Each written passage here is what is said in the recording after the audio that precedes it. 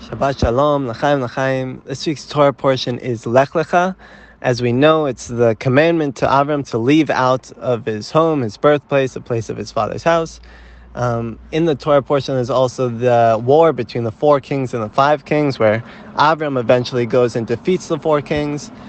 There's also Sarah being taken by Pharaoh and the covenant between the 2 parts, the covenant of the bris, and Ishmael's birth, and ultimate his bris as well. So it's very power-packed Parsha.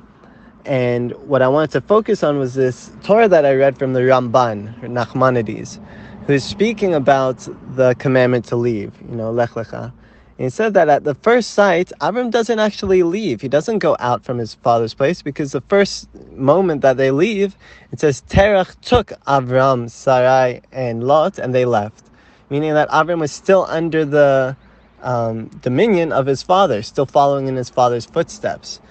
And so this commandment only takes place later. And what the majority of the Torah was speaking about was, where is Avram's birthplace? Where is he leaving out? Because later in the Parsha, or later in the Torah, we see that Avram sent his servant to go find a wife for Yitzchak. And he goes to a completely different place than Or Kasdim, where Avram came from originally. So we don't really know where was his place.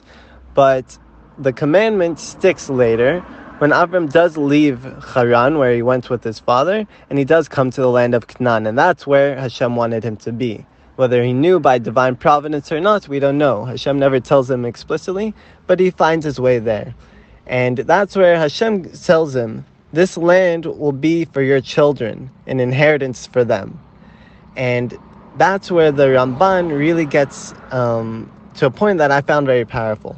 He says that leaving your home, leaving your family and your friends and your community is a very difficult thing for anyone. And Avraham did that and came to this land of Israel. And what it made me realize is that we still have that today. Many of the people coming to Israel, after the Jews have been exiled from here, are coming from leaving their home, leaving their family, leaving their community to come to Israel. And it's not easy no matter what age. Whether you're 6 years old and you don't know the language, or you're working over here, a bit older and you don't understand the people you're with, you don't understand the culture, or you're just much older and you're trying to find your place in this new environment, it's very difficult.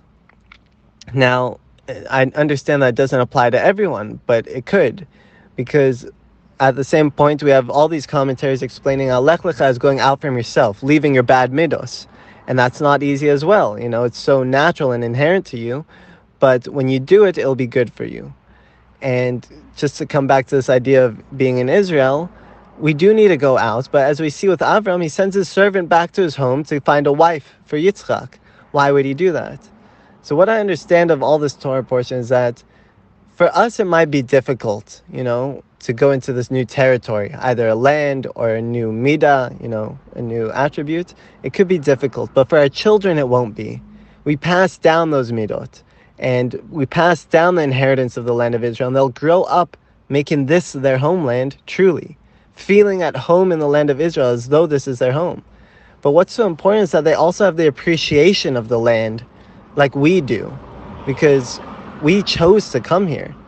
And that's why I think Avraham sent his servant to find a wife from his own land before, for Yitzchak now. Because certain things in our old life, wherever we came from, really make us appreciate where we are now. And that's so important to pass down to the next generation.